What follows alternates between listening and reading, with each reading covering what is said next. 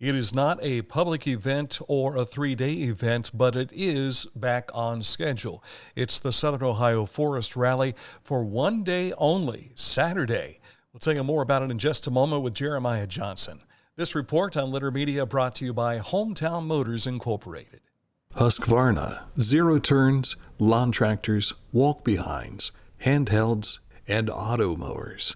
All at Hometown Motors Incorporated. Buy it here, get it serviced here. Hometown Motors Incorporated, 818 Eastern Avenue, Chillicothe. Coming to you from the test site for this year's Southern Ohio Forest Rally, which is this weekend in Southern Ohio.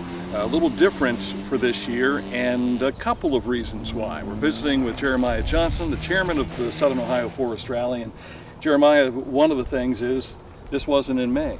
Then you moved to June, of course, for 2020, and then that got moved to July. Yeah. But we weren't sure you were going to be here today. We weren't either. A lot of the events actually ended up canceling because of concerns. We worked really hard with the state, the forestry department, the local, county health departments, and ARA, our sanctioning body, and we're able to reschedule for a single day event instead of the normal 3 days that we do. Pushed it out to July, and here we are. There won't be anything going on in Yaktangi Park. You won't have the exposés like you've had in the past, but you will still be making thunder in the Scioto Valley area. Absolutely, that's correct. We, unfortunately, with everything going on, we have to be, we pushed out a no spectator policy this year. And as much as we hated it, doing something in Yaktangi Park, you were there last year. We had a lot of people up on the flood wall watching, and we just feel it would be safer to leave that out for this year.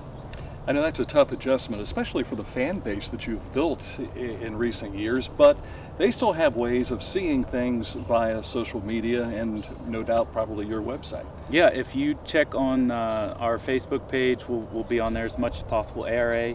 We actually have the live tracking app with the ARA Rally. If you look on your favorite app store, you can download that and actually follow live. The cars will all have a live tracking system in them. So you want to follow 159 here, you can actually see it on your phone live on the stages and see where they are in the course, who's winning, stage times, things like that. We actually have a TV station coming down. It's a 12-ounce sports network, and they're going to be doing as much live as they can. ARA is going to be posting live. Our media man, Brent Short, is going to be doing a lot of media for us, as much as cell phone service allows in the area. So we're going to try to put it as much out there as we can. I would have to think, and we saw this with Atomic Speedway when they got back into action, people from all over the country were wanting to actually come back and be a participant.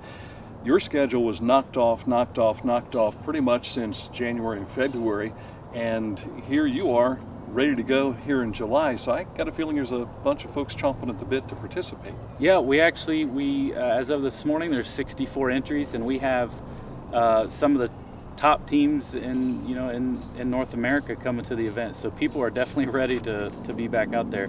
We have a lot of local guys that have started building. This is one of them. So we're building the local fan base. People are wanting to race. We're very excited about the turnout we've had.